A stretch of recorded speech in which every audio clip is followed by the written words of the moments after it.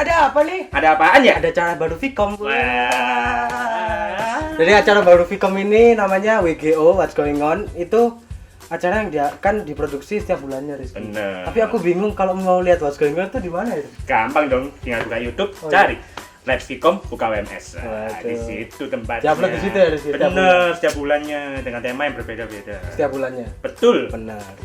Dan pada bulan ini kita temanya tuh pahlawan, Rizky. Pahlawan. Karena bertepatan dengan Hari Pahlawan tanggal 10 November. Bener. Dan pahlawan di Indonesia ini itu kan ada banyak banget ya, Bram ya. Iya. Contohnya ada Bung Tomo, Cut ada Nyak Dien. Cut Nyak Dien, Soekarno, Patimura. Bung Hatta, dan masih banyak lagi. Iya. Kalau pahlawan masa kini tuh kayak gimana sih, Rizky? Kalau menurut aku pahlawan masa kini adalah pahlawan hati. Yang bisa menyelamatkan hati saya dari namanya patah hati bersinambung dengan suatu timpalin dong. Kalau menurut saya pahlawan masa kini ya, Rizky ya. Pahlawan masa kini itu nggak harus memegang senjata, Rizky. Lalu memegang Teguh harapan bangsa. Nah, Nah, ngomong-ngomong soal pahlawan masa kini, kira-kira apa sih pendapat masyarakat sekitar mengenai pahlawan masa kini, Bro? ya kan tentunya setiap orang beda-beda Bener. menyikapi pahlawan. Iya, ini. betul. Ya kalau kita langsung lihat pendapat masyarakat. Iya, habis ini ya. Ya. 10 November, Hari Pahlawan bukan? Hari Pahlawan. Hari Pahlawan. Hari Pahlawan. Hari Pahlawan.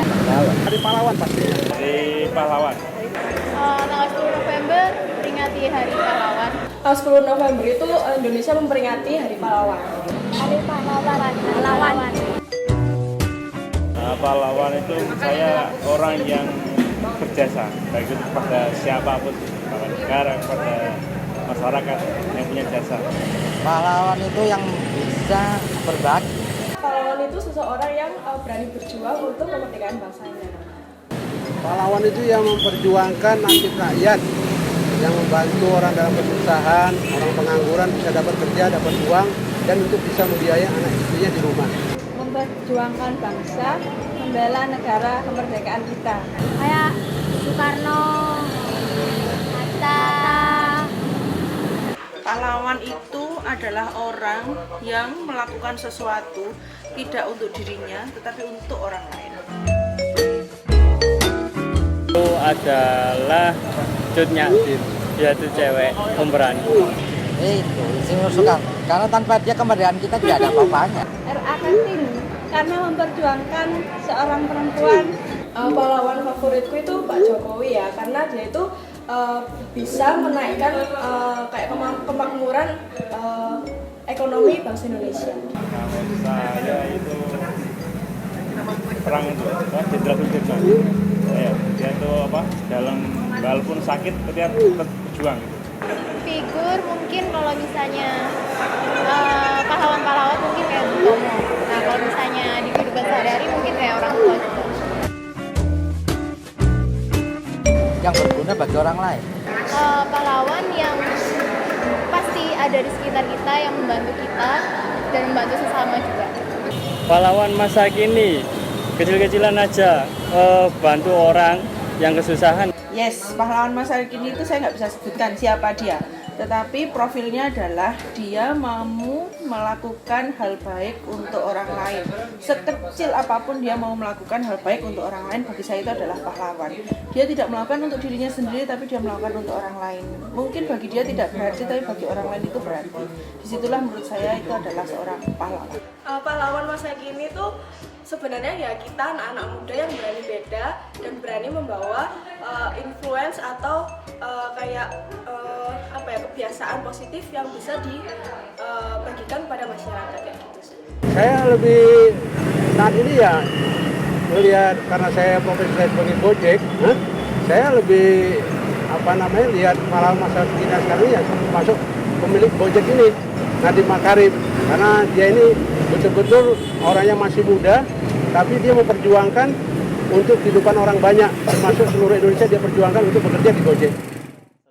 Ya, itu tadi pendapat masyarakat sekitar mengenai pahlawan masa kini, Bro. Ternyata bermacam-macam ya mereka pendapatnya. Pahlawan masa kini itu nggak harus yang kita tuh kemana-mana bawa pemeruncing, terus tembak, itu tadi ada yang jawab orang tua atau orang-orang yang baik hati pun juga bisa menjadi pahlawan masa kini. Tapi untuk tadi waktu ditanya tanggal 10 November itu hari apa, harap jawabnya hari pahlawan semua. Iya. Nggak ada yang jawab hari Jumat. Leceh sekali. Tapi kalau dilihat-lihat tadi putih ya. Apanya? Bunganya banget. Oh bener. Kecil. Dan tadi itu bulat Apa ya? tekadnya. Buat Iya, buat video tadi video ya. tadi itu. Empuk ya. Apanya? Tahu bulat.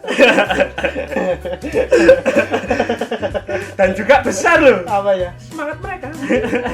Benar. Kotor ya. Apanya? Pikiran kita ini. Oke. Nah, itu pahlawan masa kini dengan berbuat baik kepada semua orang kita bisa menjadi pahlawan masa kini.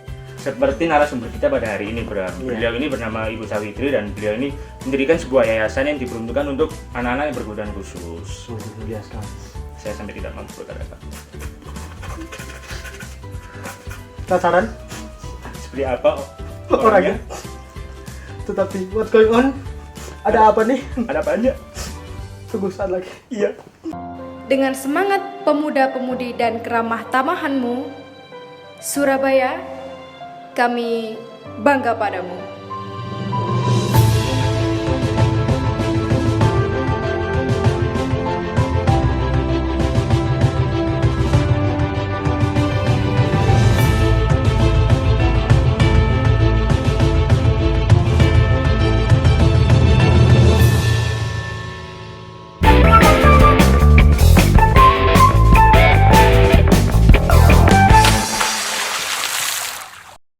Welcome back to What's Going On. Ada apa nih? Ada apaan ya? Ada Ibu Sawitri dong Oh sekarang. bener. Sungguh ya tagline-nya ya. Sungguh. Acara baru tagline harus bagus. Iya, kreatif sekali. Selamat datang Ibu Sawitri. Terima kasih sudah Terima kasih telah menyempatkan hadir di Media Mandala ini. Tolong bisa diceritakan sedikit nggak Bu tentang yayasan Peduli Kasih ABK yang Ibu dirikan itu? Oke, jadi Yayasan Peduli Kasih Anak Berkebutuhan Khusus ya bukan awak buah kapal ya, orang bilangnya kan ABK itu anak awak buah kapal. Jadi itu adalah sebuah penguatan untuk orang tua agar orang tua ABK itu bisa menerima anaknya sehingga akhirnya mereka mau berjuang dan mau membuat sesuatu hal yang adaptif untuk anaknya supaya nanti anaknya menjadi mandiri. Berarti bukan lebih fokus ke anaknya tapi ke orang tuanya. Lebih ke orang tuanya. Iya, kadang orang tua kan zaman sekarang kalau lihat anak kayak gitu kayak putus asa. Iya, padahal kan anak itu adalah titipan dari Tuhan yang harus dirawat gitu. Sip. Kalau boleh tahu sudah berapa lama didirikan? Tanggalnya 4 April 2012, jadi sudah 5 tahun lebih. Ya. Kendala-kendalanya apa kira-kira? Kendalanya karena untuk orang tua, padahal orang tua itu kan sudah punya mindset sendiri dan sebagainya. Jadi kendalanya adalah bagaimana membuat mindset orang tua ini bahwa anak sesuai dengan Mas tadi, bahwa anak itu adalah titipan yang harus dipertanggungjawabkan. Itu yang paling sulit adalah merubah mindset itu. Tapi terkadang ada nggak Bu, misalnya orang tuanya nggak tahu terus anaknya langsung dititipkan kayak itu tanpa tahu orang tuanya di mana gitu?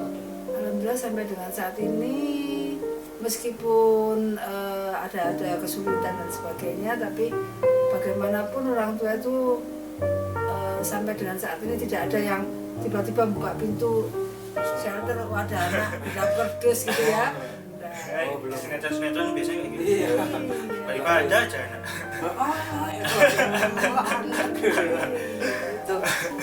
Itu orang tua itu juga ada yang ngasih bantuan ke ibu gitu berupa mungkin dana atau apa gitu. Ya, kita kan memang donasi ada, tapi di luar itu kita juga melakukan upaya-upaya karena ini juga kita memang lebih nyasar kepada orang tua terutama dari golongan kurang mampu dan tersembunyi, jadi gratis sehingga kita harus pandai untuk cari uang, bisnis sosial seperti itu. Jadi bisnis sosial itu bisnisnya maksudnya? Bisnisnya ya kita membuat orang tua untuk berdaya, jadi ada hasil karya orang tua maupun hasil karya dari anak-anak itu sendiri yang kita jual. Gitu. Nanti tetap orang tua dapat bagiannya, anak juga dapat bagiannya juga. Ada media untuk menjualnya? Ya, kita punya dimasukkan juga ke dalam medsos. Dan kita juga punya kegiatan-kegiatan di mana di situ seperti contohnya kita ikut pameran atau kita sendiri membuat seminar, pelatihan dan sebagainya, dan di situ dipamerkan. Ikuti proses perubahan sama juga. Iya, jadi media sosial itu harus digunakan secara baik seperti Ibu Sawitri ini kan. Nggak cuma buat marah-marah, nggak boleh. Penyebaran konten negatif. Nggak boleh. Terus apa sih awalnya yang membuat ibu ini terdorong untuk membuat yayasan edukasi ABK? Iya.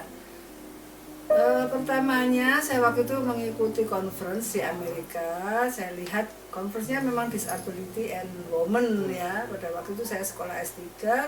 Sebetulnya tema saya, penelitian saya S3 itu tentang lansia. Jadi saya presentasi tentang lansia, tapi di sana saya menjadi terbuka pikirannya. Oh, berarti kalau pemerintah, keluarga, masyarakat itu peduli pada disabilitas atau di sini khususnya ABK, maka sebetulnya di mana juga ada penyuluhan-penyuluhan seperti TV sekarang ini atau teknologi-teknologi yang berkembang untuk membantu ABK mencapai kualitas hidup yang baik, akan terjadi sebetulnya akhirnya tidak ada lagi yang namanya disabel, karena setiap orang itu pasti ada disabilitasnya gitu kan. Maksudnya tidak ada orang yang sehat 100% dan tidak ada orang yang sakit 100%, kan tidak ada seperti itu. Jadi menggerakkan anak-anak ini, kasarnya seperti itu. Ya, kita ingin bahwa semua orang itu pasti punya kekurangan dan kelebihan masing-masing seperti itu. ini kan sudah 5 tahun Ibu. Apa sih yang membuat yayasan edukasi ABK ini masih tetap berdiri? Wah, banyak ya, mungkin satu niatnya. Niat itu kan yang utama ya. Kalau Anda sudah niat itu apapun halangannya insya Allah ya kita tetap survive, insya Allah seperti itu. Yang kedua ya karena membantu orang itu pasti insya Allah juga dibantu Allah, seperti itu ya. Terus mengapa sih Ibu itu lebih memilih untuk merawat anak-anak ABK daripada yang lain, misalnya anak yatim atau yang lainnya gitu? Lebih memilih. Kalau ya sebenarnya memilih anak saya ya. Iya benar. Yang utama. Gitu ya. Jadi ya karena saya melihat bahwa anak-anak ini kan namanya aja anak, tergantung. Jadi dia masih anak-anak ya kan. Dia sebenarnya tidak tahu apakah saya ini harus bagaimana. Dia kan beda sama orang yang masih belum menemukan itu jalan dirinya gitu ya. Iya, seperti contohnya anak CP. Masnya tahu nggak CP, cerebral palsy? Iya. Cerebral palsy itu seperti stroke, tapi di bawah usia 3 tahun kenanya serangannya ini. Sehingga kalau orang stroke dulu dia bisa jalan, dia ingat, oh aku bisa jalan nih, aku bisa jalan. Dulu kalau jalan itu kakiku gantian kanan kiri gitu kan. Kalau anak nggak ingat, nggak ada pengalaman dan sebagainya, jadi dia tidak bisa protes ya kan, seperti itu. Jadi memang perlu dibantu.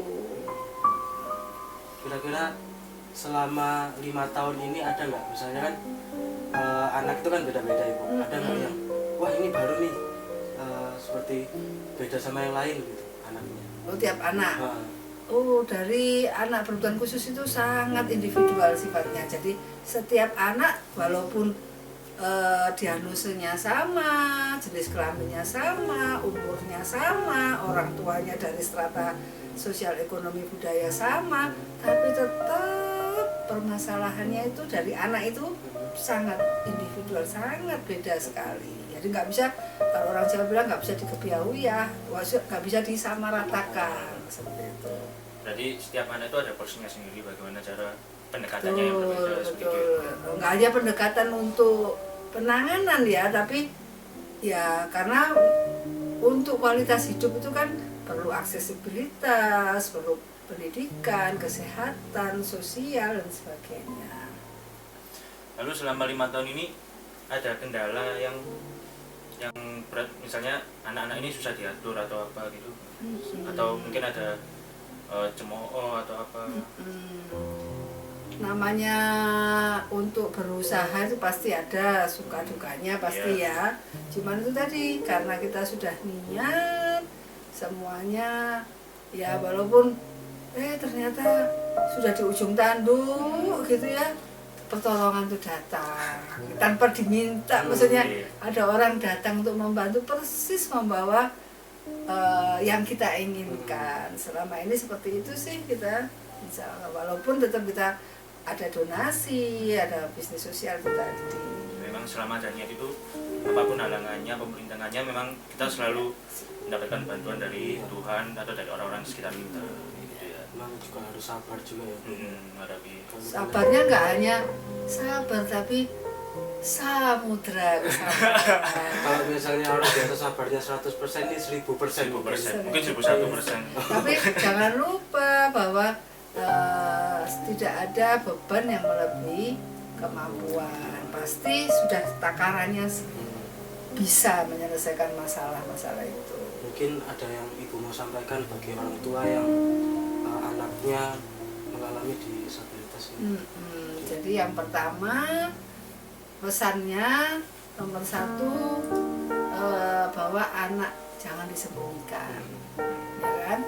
Karena anak itu semakin dia ya, walaupun sebetulnya orang tua itu sudah memberi makan, pakaian, kasih sayang dan sebagainya, tapi dia butuh teman, ya kan, butuh sosial yang bagus. Dan sosial itu akan membuat stimulus buat dirinya untuk bisa lebih bagus lagi, ya kan, seperti itu. Jadi yang kedua, pasti orang tua itu kalau punya anak itu bingung ya, kebanyakan itu demikian divonis anaknya anak kebutuhan khusus itu langsung diung pusing ya, seperti itu.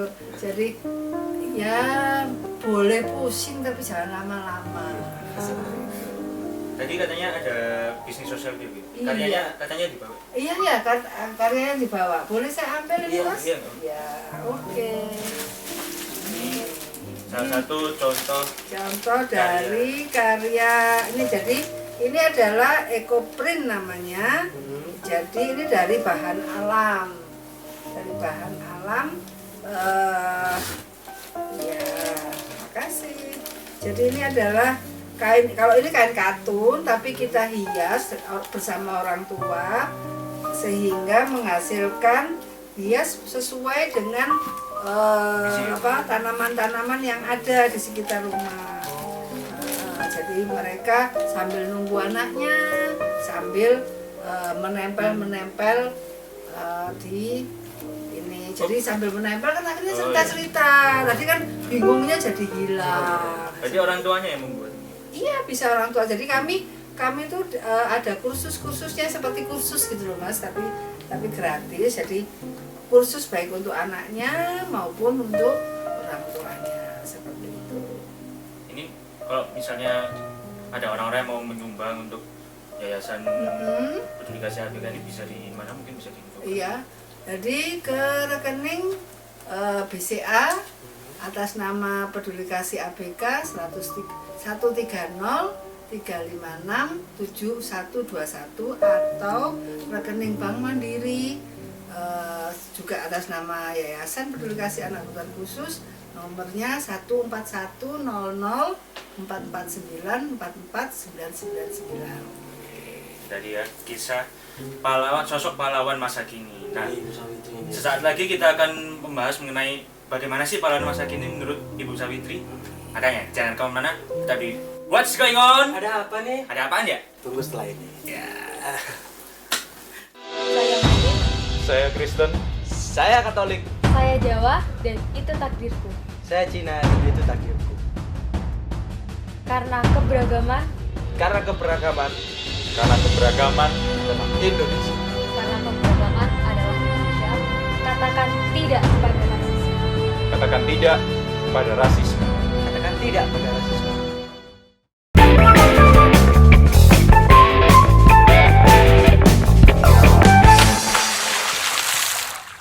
Welcome back to What's Going On. Ada apa nih? Ada apaan ya? Ada Ibu Savitri lagi ya? Iya. Jangan ditiru tagline-nya ya.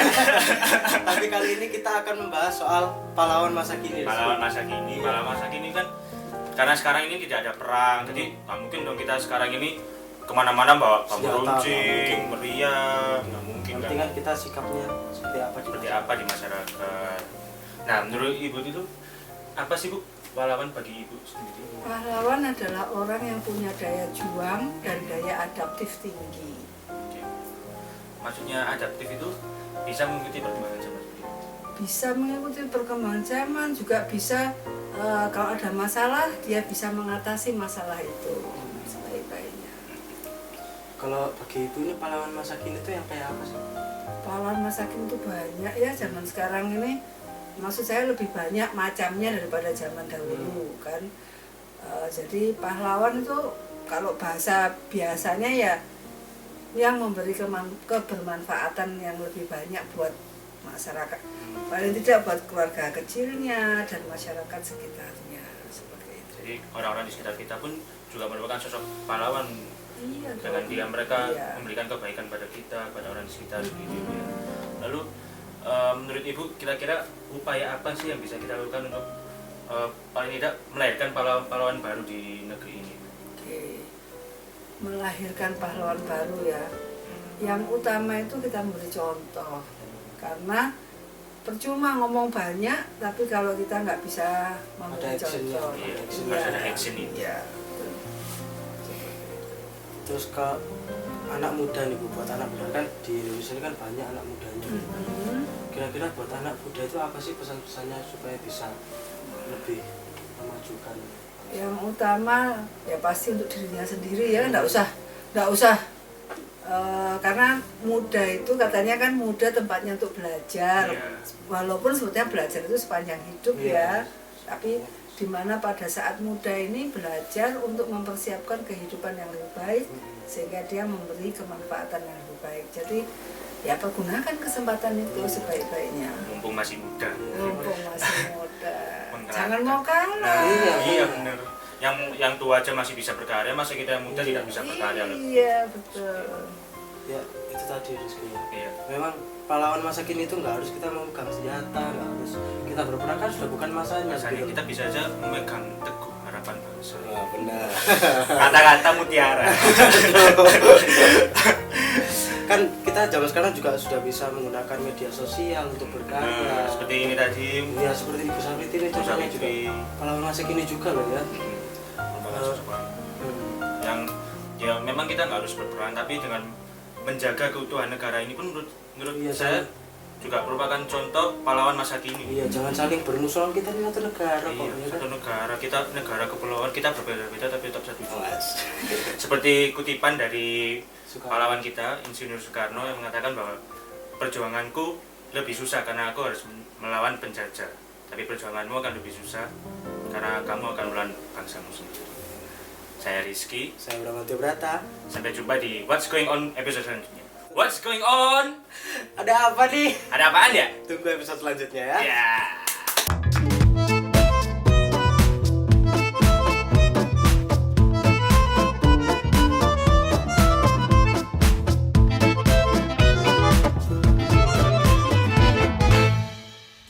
Pahlawan bisa diibaratkan seperti orang yang pemberani, mau bertanggung jawab dan bisa menghadapi apapun. Seperti orang tua kita. Contohnya saya, setiap hari Selasa sore saya berjalan dengan papa saya. Saya berjalan. Lalu saya bertemu penjahat. Lalu saya bilang, "Pak, lawan!" Sampai jumpa di WGO selanjutnya.